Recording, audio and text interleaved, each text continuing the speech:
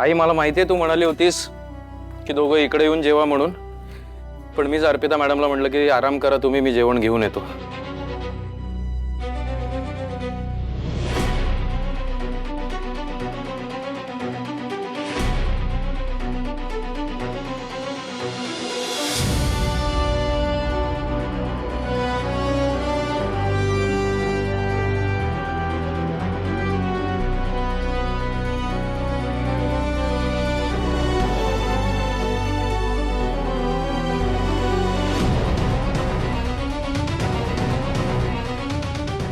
समीर, हां तुझ्याशी थोडं बोलायचं होतं.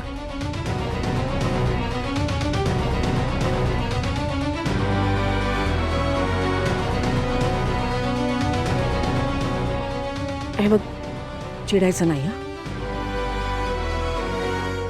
तू ना नीट विचार कर. कशाच्या बाबतीत? अर्पिताच्या बाबतीत.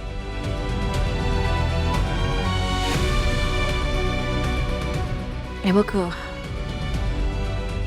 अर्पिताच्या बाबतीत जे काही घडलं ना, त्यात त्या बिचारीचा काहीच दोष नाही, हे आम्हाला मान्यच आहे. पण त्यामुळे होणारे परिणाम आपल्या सगळ्यांनाच भोगावे लागत आहेत ना. म्हणजे तिचं ते शरीर, तो चेहरा,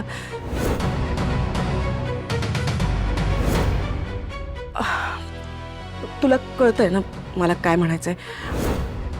डोकं शांत ठेव. डोकं शांत ठेवून विचार कर थोडासा. अशा बायको बरोबर अख्खं आयुष्य काढणं बरोबर म्हणजे आई, माझ्यासाठी त्या आजही पूर्वीच्याच अर्पिता मॅडम आहेत. काही बदललेलं नाहीये. त्यांचं मन, मनाचं काय सांगतोयस तू मला? लोक चेहरा बघतात, मन नाही. आणि मनाच्या जोरावर सगळं चाललं असतं ना, तर देवाने हे शरीर दिलंच नसतं ना. आपण जगतो ते शरीराच्या जोरावर. आणि आता त्या पोरीच्या शरीरावर. हे बघ, मला हे सगळं बोलायला नाही आवडत आहे. खरंच मनापासून नाही आवडत आहे. मला तुझी काळजी जास्त वाटते. तू माझा पोरगा आहेस रे. हे बघ, हे सगळं वेळेतच संपूया आपण. याच्यातून बाहेर पड. तुमच्या या नात्याला, संसाराला काही अर्थ नाही, भविष्य नाही. तू ना सरळ तिला तिच्या माहेरी सोडून ये. हा, हवं तर आपण तिच्या औषध पाण्याची जबाबदारी घेऊ ना. मला काहीच प्रॉब्लेम नाहीये. पण हे नातं, हा संसार, हे पुढे न्यायला नको.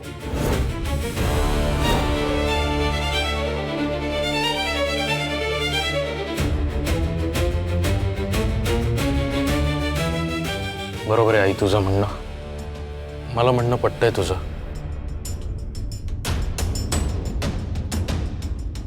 मी सोडून देतो अर्पिता मॅडमला कायमचं.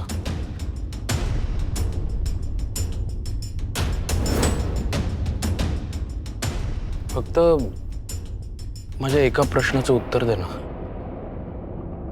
उद्या याच जागी मी असतो तर? हा मुलगा मला शोभत नाही असं म्हणून मला सोडून दिलं असतंस? किंवा अर्पिता मॅडमला हे सांगितलं असतंस की याला सोडून द्या? तू काय बोलतोयस? हे मध्येच काय? आपलं रक्ताचं नातं आहे समीर. माझं आणि अर्पिता मॅडमचं नातं मनाचं आहे.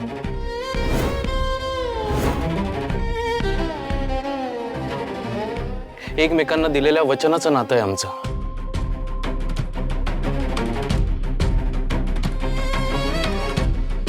असं कसं सोडून देऊ मी त्यांना? आता या क्षणाला त्यांना सगळ्यात जास्त गरज आहे माझी. समीर, मला कळतंय तू ना हे भावनेच्या आहारी जाऊन बोलतोयस. पण उद्या जर या पोरीला चार चौघात घेऊन जायची वेळ आली तर तुझे डोळे तेव्हा उघडतील, तेव्हा जाग येईल तुला. पण तेव्हा वेळ निघून गेलेली असेल ना रे.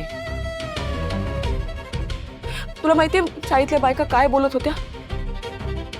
या समीर अर्पिताचं नातं आता संपलं, संसार प्रेम संपलं. अरे हे लोक ना ज्या नजरेने तुमच्या जोडीकडे बघतील ना, ते तुला झेपणार आहे का? आणि तर जोडी कसली? जोडी राहिलेलीच नाहीये. विजोड विजोड आहे. हे बघ, चिडू नको. विचार कर ना, तुमचा संसार अजून सुरूच झाला नाहीये. हीच योग्य वेळ आहे ना ती मोडायची. मला माहितीये थोडंसं वाईट वाटेल, आम्हाला सगळ्यांनाच वाईट वाटणार आहे, पण वाईट नाही, उलट मला अभिमान वाटेल की त्यांना जेव्हा सगळ्यात जास्त गरज होती माझी, मी होतो त्यांच्यासोबत. त्यांना एकटं नाही सोडलं. खऱ्या जोडीदाराचा अर्थ हाच असतो ना. समीर, कधी कधी परिस्थितीनुसार आपण निर्णय घेतो ना. तेच करतोय मी. ही परिस्थिती नातं घट्ट करण्याची, तोडायची नाही.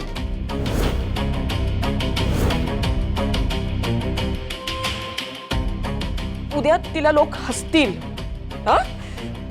सहानुभूतीच्या नजरेने बघतील तुमच्याकडे, कीव करतील. मग अशा लोकांना नात्याचा खरा अर्थ कळलाच नाही, त्यांची ती कुवतच नाही असं समजेन मी.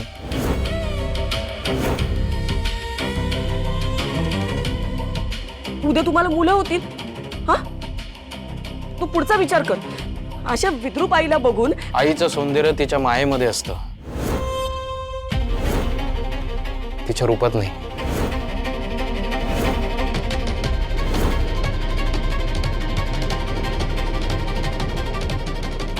ऐकणारच नाहीयेस का माझं? या बाबतीत नाही. समीर, अर्पिता मॅडमला भूक लागली, मी त्यांना जेवण देऊन येतो.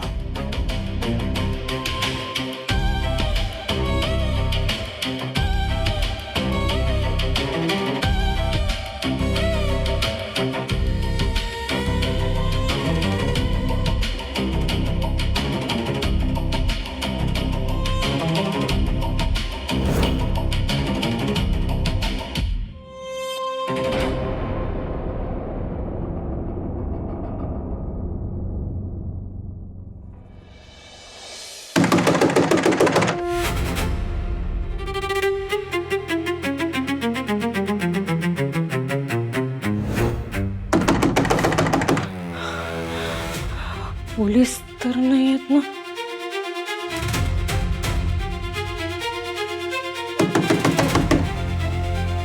कोण कोण आहे?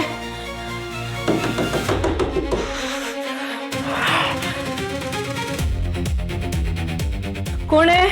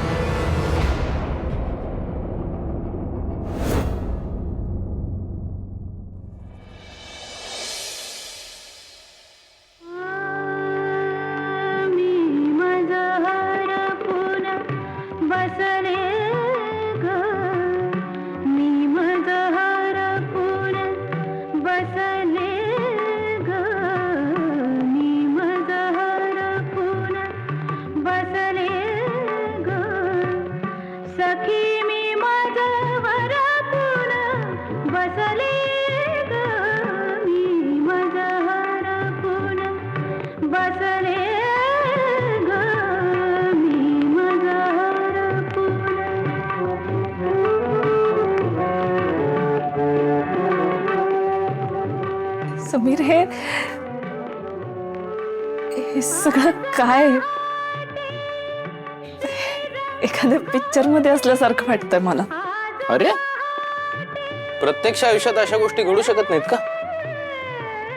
हा रिप्लेसमेंट प्लॅनचा एक भाग आहे. म्हणजे तुमच्या डोळ्यांमधला प्रत्येक अश्रू तुमच्या ओठांवरच्या स्माइलनी रिप्लेस करायचा आहे मला. तुम्हाला जुनी मराठी गाणी आवडतात ना? खूप आवडतात. पण तुम्हाला हे सगळं कसं कळ? अच्छा, निकूला विचारलं असेल ना तुम्ही? समीर, अजून किती आणि काय काय करणार आहात माझ्यासाठी? आवडतं गाणं आणि आवडतं माणूस समोर असलं ना की त्याला डिस्टर्ब करू नये. चल, जेवून घे.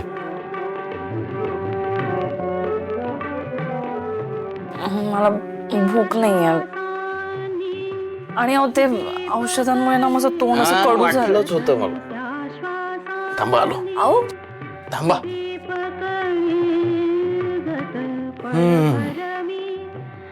मला वाटलंच होतं तुम्ही हे कारण सांगणार, म्हणून तुमचा डिनर पार्टनर सोबत घेऊन आलोय मी.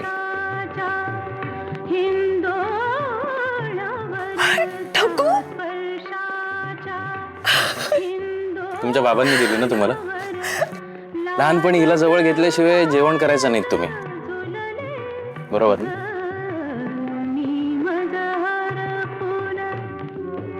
माझी टकू, किती दिवसांनी बघितलं मी हिला.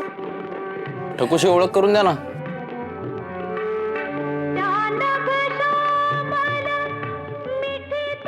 ठकू, हे आहेत ना, हे तुझे समीर जीजू आहेत. काय ठकू? ठकू, माझं एक काम आहे तुझ्याकडे. आता तूच अर्पिता मॅडमला कन्व्हिन्स कर. माझं काही ऐकत नाही येत त्या. तुझं ऐकून 4 घास खाल्ले तर नशीब आमचं. ठकू, तुझ्या समीर जीजूंना विचार बरं, हे एवढं सगळं कसं सुचतं त्यांना? त्यांना सांग सुचतं असंच कुठून तरी. अहो, घरात आम्ही 3 भावंड. मग प्रत्येकाला जीव घालताना आई अशा काहीतरी आयडिया वापरायची. तसंच मी करतोय असं समजा. चला. हे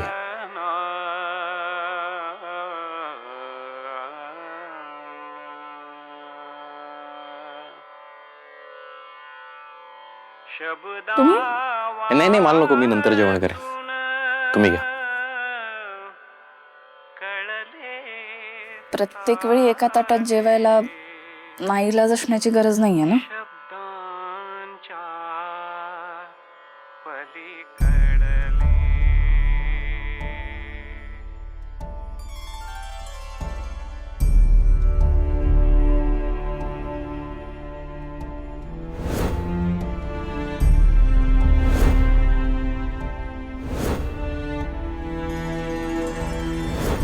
शब्दा वाचून कळले सारे, शब्दांच्या पलीकडले,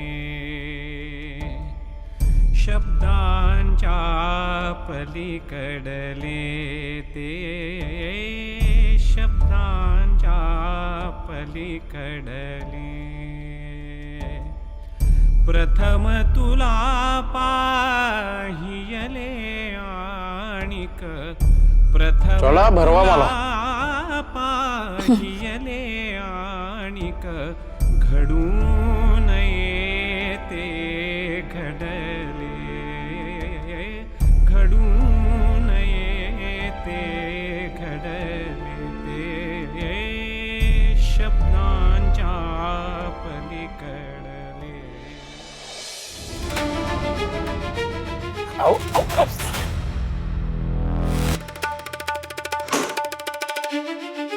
करमरकर, तू हे काय करतोयस? मी सांगितलं होतं ना तुला मुंबई बाहेर चालता हो म्हणून. मला गोत्यात आणणार आहेस का? ही मूर्ख माणसा, पोलिसांना कळलंय तुझ्याबद्दल. शोधतायत तुला ते. तुझं मागोवागे तिथे आले तर तू तर जाशील वर, मला पण पाठवशील स्टुपिड. हो, किती बडबड करताय तुम्ही? काय जरा शांत घ्या जरा. हो, तेच सांगायला आलो मी तुम्हाला. हो, गडबड झाली ना. मी आहे ना निघालो होतो तुम्ही सांगितल्याप्रमाणे. नेपाळला चाललो होतो डायरेक्ट. हे बघा, नेमकं रस्त्यात मला समीरने पाहिलं. काय? हा ना.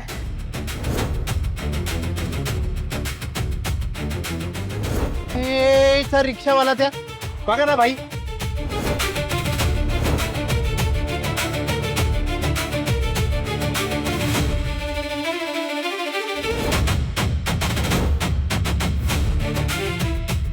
अरे पण मी तुला फोन करते तर फोन नाही लागत आहे तुझा.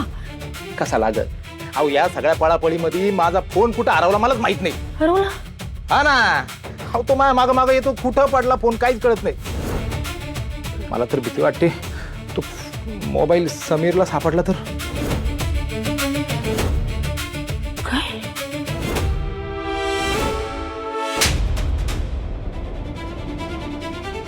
बावळट हात उचलायचा नाही. ए तू तुला कळते तू काय केलंस? या सगळ्याचा अर्थ कळतोय तुला? तो फोन जर समीरला सापडला असेल तर तो फोन तो पोलिसांना देणार. संपलं सगळं. संपलं.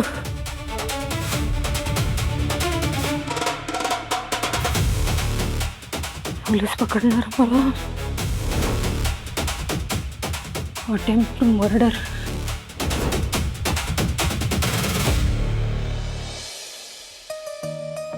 आज पोटात 2 घास जास्त गेले ना? खरं बोलताय की एका ताटात जेवल्यामुळे अर्धवट पोट भरलंय आणि मनाची समजूत घालताय? समीर, आई आज खूप छान वाटल्या माझ्याशी. रेणुकाताईंनी पण पहिल्यांदा माझ्याकडे बघून स्माइल केला.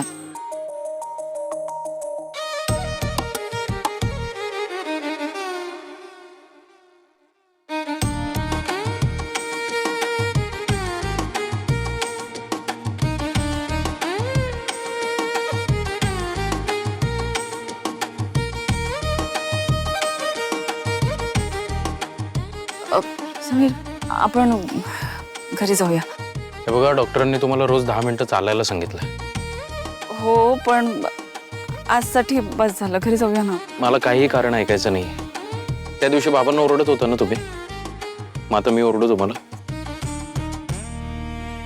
चल.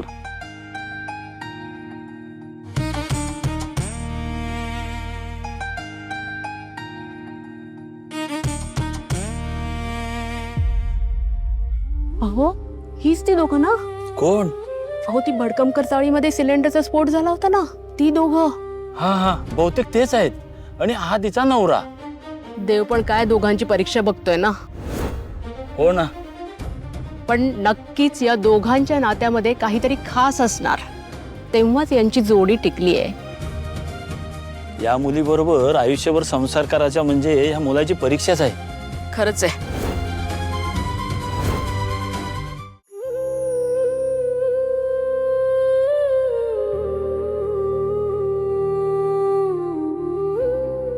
आपण घरी जाऊया.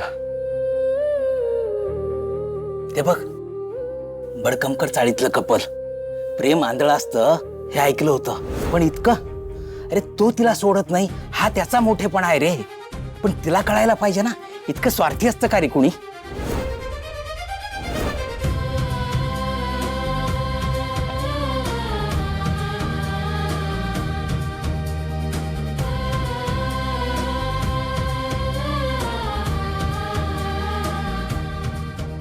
चला आपण घरी जाऊ.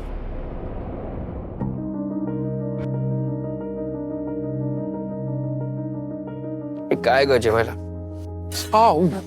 हळू ना, भाजेल हात. मेथीची भाजी? वा वा वा, किती दिवसांनी मेथीची भाजी केलीस. अर्पिता घरी असताना नेहमी करायची मेथीची भाजी. आता तिचं लग्न झालं आणि आज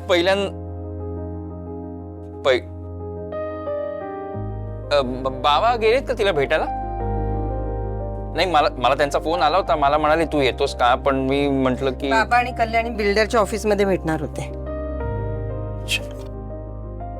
यायला पाहिजे होते इतक्यात, अजून नाही आलेत. जरा फोन करतोस का? आम्ही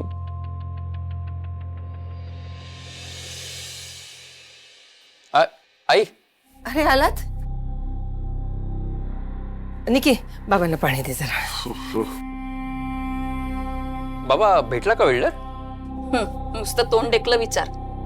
एवढं असतं ना तर आला असतास तिकडे. मी येणारच होतो, पण मला अचानक एका मीटिंगला जावं लागलं म्हणून नाही आलं. मीटिंग, ट्रॅफिक, नाहीतर नोकरीसाठी कोणाला तरी भेटायला गेलो होतो. तुझी ना अशी आलटून पालटून कारणं ठरलेली असतात रे. का? घरच्या जबाबदाऱ्या तर तुला घ्यायच्या नाहीच आहेत. आता डोक्यावरचा छप्पर जायची वेळ आली तरी तू ढिम्मच आहेस. आणि वर विचारतोय बिल्डर भेटला का. मग काय चुकीचं वागलो मी? हा, मी सुद्धा नोकरीसाठी वणवण करतोच आहे ना. मिळते का पण? आधीच्या नोकरीवर जाण्यासाठी प्रयत्न कर म्हटलं तर मान खाली घालायला तयार नाहीयेस. मोठा आलाय मानाचा. दिवसभर कुठे असतोस देव जाणे. हे बघा, तुमचा कोणाचा जर माझ्यावर विश्वास नसेल आणि मी जे काही करतोय ते मुद्दाम करतोय असं तुम्ही ठरवलं असेल ना, तर मला त्याच्यावर बोलायचंच नाही. नचिकेत हे अरे अरे बारे बस करा रे बाबा. इथे कोणाचीच मनस्थिती बरी नाहीये. जरा जरा शांत बसा ना. ते सगळं मरू दे. बिल्डरच्या ऑफिसमध्ये काय झालं ते आधी सांगा. गेलो होतो बिल्डरकडे, 4-5 तास बसून होतो. बिल्डर काही भेटला नाही. बिल्डर गेल्यानंतर तो सेक्रेटरी सांगतोय आम्हाला, साहेब निघून गेले. काय असे कसे निघून गेले? 4-5 तास वाट बघितलीत ना तुम्ही. मग काय चाललंय देव जाणे. अशी किती दिवस डोक्यावर टांगती तलवार राहणार आहे? एकदाच काय तू सोक्षमोक्ष लावा म्हणावं. नाही नाही, मला जरा हे फिशी वाटते हा. नाही म्हणजे आपण खरंच कायदेशीररित्या चुकीचे आहोत की कोणीतरी मुद्दाम टार्गेट करतोय आपल्याला.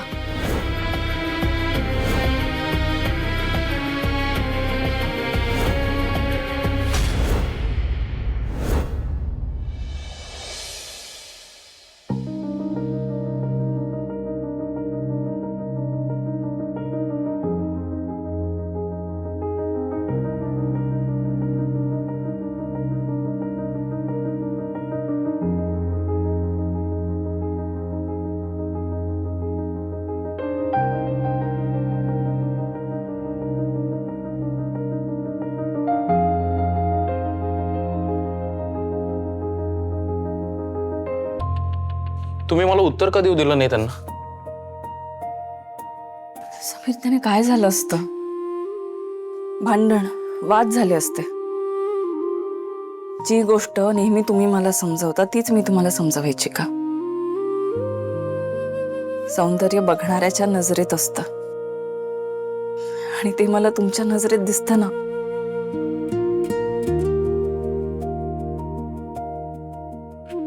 ते लोक वरवरचं सौंदर्य बघणारी लोक आहेत. एखाद्याच्या मनाचं सौंदर्य बघण्यासाठी ना त्यांना दुसरा जन्म घ्यावा लागेल. पण तुम्हाला ते अगदी सहज जमतं म्हणून तुम्ही वेगळे आहात.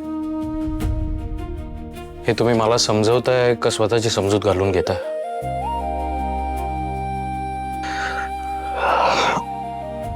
जाऊ द्या, झोपा तुम्ही आता. झोपू परत? अहो मी दिवसभर झोपू नये. आता झोप येणं अवघड आहे. अवघड आहे? अहो 1 मिनिटात झोप लागते की नाही बघा. 1 मिनिटात? 1 मिनिटात जादू आहे माझ्याकडे. जादू? हा जादू. झोपा तुम्ही. देख,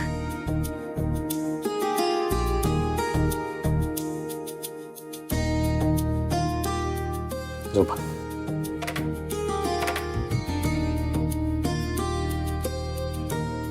शाबाश.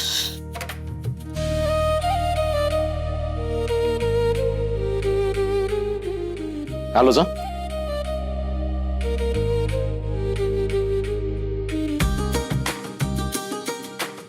डोळे मिटा तुम्ही आधी.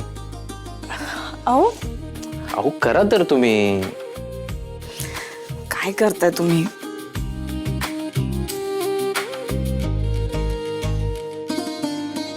उघडू नका नाही तर जादू फसेल. काय करताय तुम्ही? थांबा.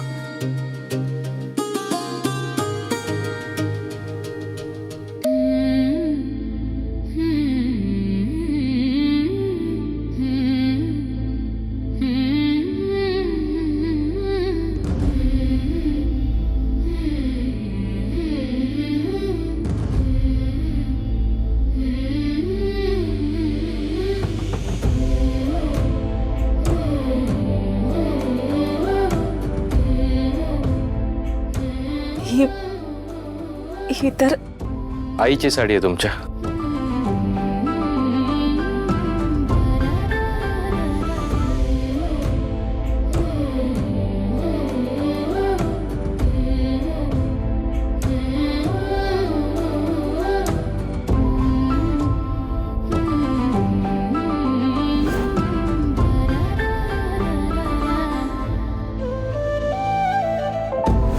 समीर, मला कधीच न मिळालेलं आईचं प्रेम एका क्षणात दिलं तुम्ही.